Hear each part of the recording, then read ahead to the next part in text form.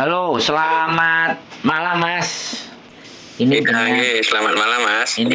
saya Sandro, YouTuber Hongkong. Mohon Oh, nggih Mas. tidak disebutkan nama Nggih. sampean dan identitas. Karena ini akan Oh, jadi nggih. pelajaran di konten kami. Nggih. Pripun, Nggih. bagaimana saya membantunya? Ini loh Mas, keluarga saya itu dari hari Sabtu itu kemarin ada sidang katanya, Hmm, soal soal apa itu namanya, double double data gitu loh. siap. Terus sejak saat itu nggak bisa dihubungi lagi Mas. Terus kami kan kehilangan jejak Mas. Dia Nggih. sudah nggak online gitu loh. Terus gimana kami bisa tahu kira-kira apa jadi dipidana atau dipulangkan gitu loh.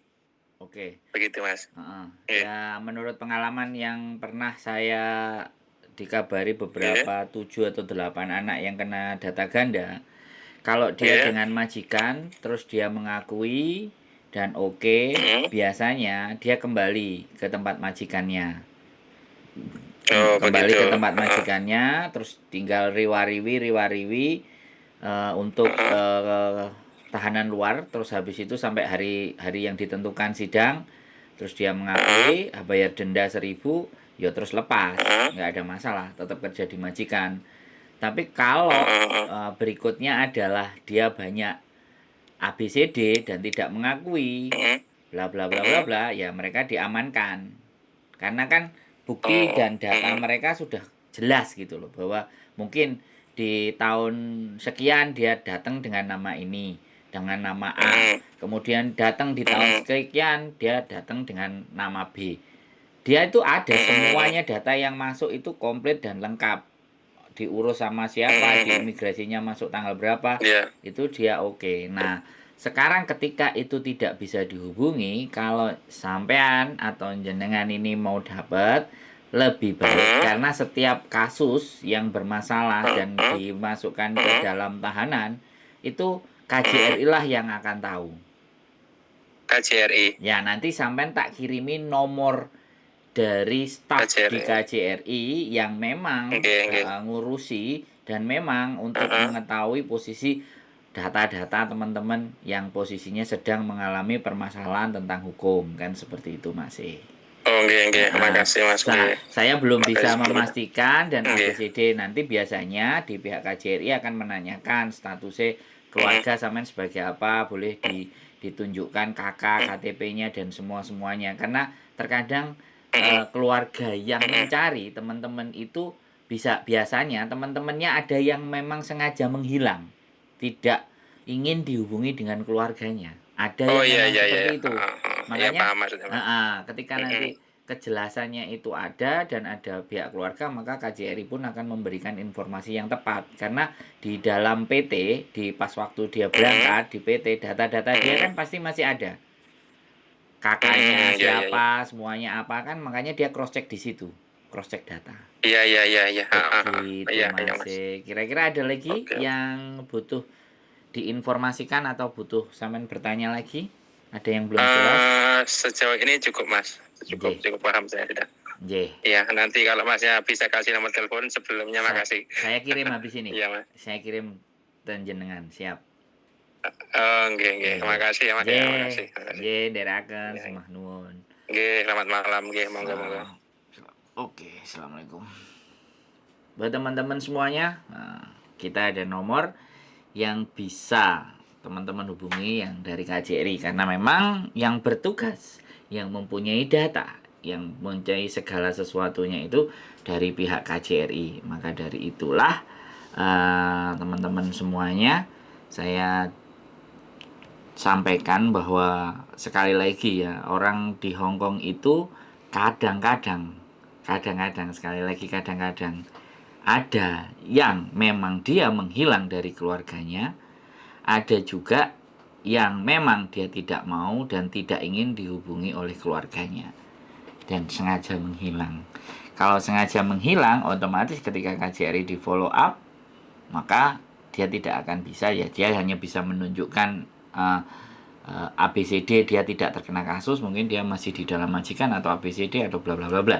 Tapi ketika teman-teman keluarganya sudah tersandung tentang permasalahan dan persoalan tentang hukum, maka yang terjadi, sekali lagi, yang terjadi pastinya adalah KJRI yang turun tangan. Karena kembali lagi ya, teman-teman itu kalau mau mencari orang di Hong Kong, sebenarnya kalau kesulitan, silakan datang aja ke PT. Ini adalah garda yang paling mudah dan paling sederhana. Jadi waktu berangkat itu PT-nya ada di mana, alamatnya di mana, nomor teleponnya di mana. Kalau PT-nya nggak dapat, teman-teman bisa kejar sponsornya. Jadi jangan sampai lepas itu dan jangan sampai lewat. Yang menjadi masalah itu terkadang udah berangkat-berangkat aja, sponsornya nggak kenal, PT-nya nggak ada, nggak tahu keberadaannya di mana, atau bahkan sekali lagi bisa jadi sudah tutup PT-nya. Nah, itu yang menjadi persoalan. Maka dari itu tetap bahwa catatan sponsor PT yang berusaha yang memberangkatkan teman-teman itu sebaiknya itu tercover. Teman-teman kalau sebagai keluarganya itu juga harus bisa tahu, harus ada paham. Jadi kalau tiba-tiba lose contact, nggak bisa dihubungi, ya kan, sosial medianya atau apapun yang di Indonesia itu boleh bertanya ke PT, itu sangat boleh, karena PT yang memberangkatkan mereka, yang bertanggung jawab atas mereka.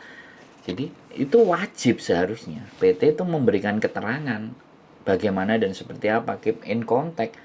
Tetapi kebanyakan masalahnya adalah orang-orang ini adalah yang nggak ngerti, yang nggak terlalu paham. Pokoknya berangkat, dapat duit, sudah. Makanya di Hong Kong tidak senyaman, tidak seenak yang teman-teman bayangkan. Yang di sini itu mati-matian berjuang. Saya cuma ingin menggambarkan saja, ya kan. Kalau ataupun mereka enak, berarti dia bisa menyesuaikan pekerjaannya, dia bisa. Tapi banyak juga yang tidak lolos seleksi alam. Artinya tidak lolos seleksi alam, depresi, susah, akhirnya ada trouble, ada masalah. Kayak kemarin contohnya Mbak Istiqomah masuk ke rumah sakit jiwa, ya kan. Jadi ada juga yang tiba-tiba menghilang, tidak ingin ditelepon keluarganya. Nah, keluarganya juga harus bisa sangat menyadari dan memahami, gitu loh. Nah, yang ditakutkan adalah keluarganya itu ibaratnya ya memang minta kiriman-kiriman terus, telepon tentang kiriman dan semuanya. Tidak sedikit ya teman-teman yang ada curhat seperti itu. Makanya di konten ini saya berharap bahwa segala sesuatu yang terjadi itu pasti ada alasannya. Dan semoga alasan-alasan itu teman-teman bisa pahami, bisa tahu dan jalurnya kemana. Tapi it's okay, fine. Kalau saya bisa bantu, saya akan berusaha bantu semampu saya. Tapi saya tidak akan pernah menjanjikan bantuan saya adalah bantuan yang terbaik. Tapi dengan konten ini saya berharap bisa berbagi ke teman-teman semuanya, bisa menjadikan teman-teman semuanya juga menyadari atas dirinya sendiri. Dan sekali lagi juga, saya bukan orang yang sempurna, masih banyak salah.